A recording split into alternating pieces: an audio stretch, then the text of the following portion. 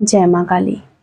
जब हमारी परिस्थितियाँ, हमारी ज़िंदगी की उलझनें हमें अंदर ही अंदर खोखला करने लग जाएं, तब हमें देवी की शरण ले लेनी चाहिए। अगर हम उस परिस्थिति को हटाने में कामयाब नहीं हो पा रहे हैं या फिर उस परिस्थिति को हम अपने अनुकूल नहीं बना पा रहे हैं, चाहे वो स्त्री हो या पुरुष हो, आप देखेंगे आप ज़िंदगी की उलझनों को जितना सुलझाने की कोशिश कर रहे हैं आज के दौर में, वो उतनी ही ज़्यादा उलझती चली जा रही हैं। वो सुलझने का नाम नहीं ले रही हैं। वो सीरियस डिप्रेशन का एक कारण बनती चली जा रही हैं।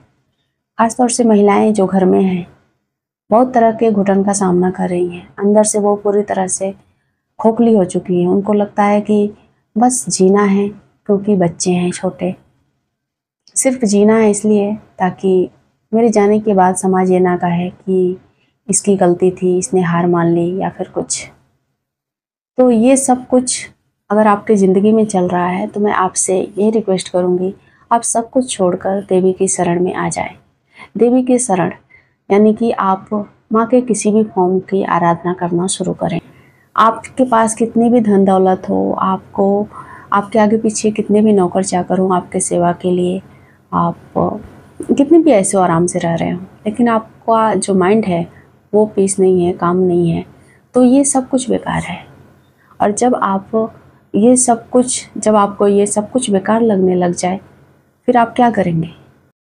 सारी सुख सुविधाएं होते हुए भी अगर इंसान अपने आप को खुश महसूस नहीं कर रहा है, उस परिस्थिति में उसे आंख बंद करके दैवीय शक्तियों की तरफ आना चाहिए। एक समय ऐसा था जब मैं भी इस परिस्थिति से गुजरी। सब कुछ होते हुए भी मेरे पास ऐसा लगता था कुछ भी नहीं है।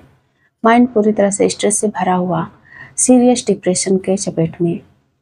तब मैंने देवी की शरण ली और देवी की शरण से मुझे जो लाभ हुए, मैं अपनी जर्नी आपके साथ शेयर करना चाहती हूँ। क्योंकि इस जर्नी से बहुत सारी ऐसी महिलाएं, बहुत सारे ऐसे पुरुष जो अंदर ही अंदर घुट रहे हैं, अंदर ही अंदर घुटन महसूस कर रहे हैं, उनको लाभ जरूर मिलेगा। क्योंकि देवी माँ हमारी जगत जननी है, जगत की शक्ति हैं।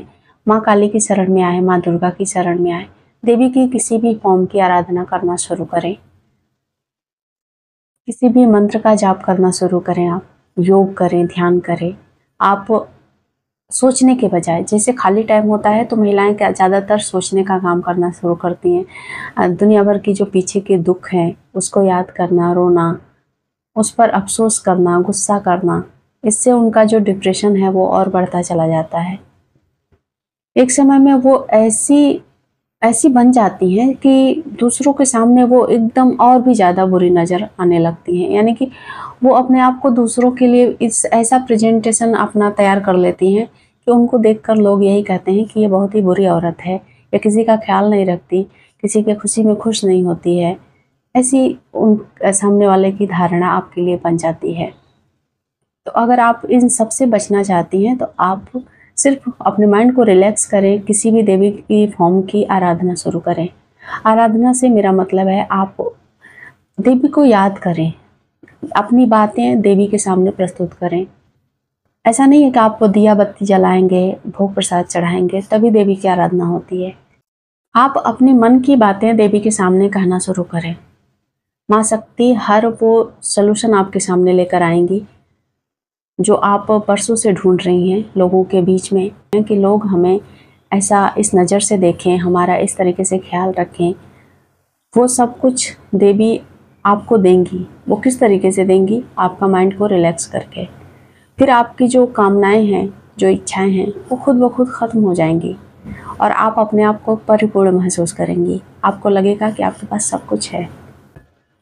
आप मुझ पर यकीन कर सकते हैं क्योंकि मैं इस सिचुएशन से गुजरी हूँ और मैं बार बार इस बात को इसलिए दोहरा रही हूँ क्योंकि आप यकीन करें और आप भी किसी न किसी माध्यम से भक्ति जो मार्ग है उस पर चलना शुरू करें। आप नाम जप कर सकते हैं, नाम जप से ही शुरुआत करनी चाहिए भक्ति की साधना की। और उसके साथ ही आप ऐसा कर सकती हैं कि जब भी आपको खाली टाइम मिले तो आप दुनिया भर की बातें सोचने के बजाय आप अपने सांसों पर ध्यान दें। आँख बंद करके भी हो सकता है, आँख खुली रख कर भी हो सकता है। आप किसी काम को करते हुए भी अपनी सांसों पर ध्यान दे सकती हैं या फिर दे सकते हैं। जब आप अपने सांसों पर ध्यान देना शुरू करेंगे तो आपको एक शून्यता का आभास होगा। आप जो बेवजह के विचार हैं उनसे आप बचे रह पाएंगे, आप उन विचारों से दूर रह पाएंगे। सांसों पर ध्यान देना एक कला भी है, एक योग भी है। इससे आपका जीवन पूरी तरह से परिवर्तित होगा।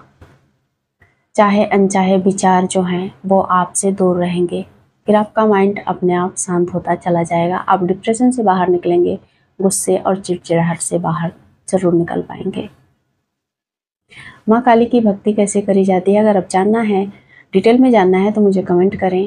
और देवी की उपासना करके आपके जीवन में क्या कुछ परिवर्तन आएगा और मेरे जीवन में क्या कुछ परिवर्तन आया, ये सब कुछ मैं आपके साथ शेयर कर रही हूँ। क्योंकि ये चैनल जो था दूसरे टॉपिक पे था, फिर मुझे लगा कि ये सब टॉपिक बेवजह का है, क्योंकि ब्यूटी रिलेटेड वीडियो बनाना ये सब कुछ मुझे ठीक नहीं लगा। क्योंकि कहीं ना कहीं उसमें झूठ शामिल है, झूठ ऐड है उसमें। कोई भी किसी भी हम प्रोडक्ट के बारे में अगर हम आपको बताते हैं तो वो किसी भी तरीके से 100% प्योर इन्फॉर्मेशन नहीं होती है, उसमें झूठ होता है।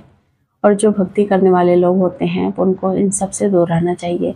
इसलिए मैंने इस चैनल का टॉपिक चेंज करके भक्ति साधना का टॉपिक रख दिया है और अब मैं इसी टॉपिक पर वीडियो आपके सामने लेकर आऊँगी।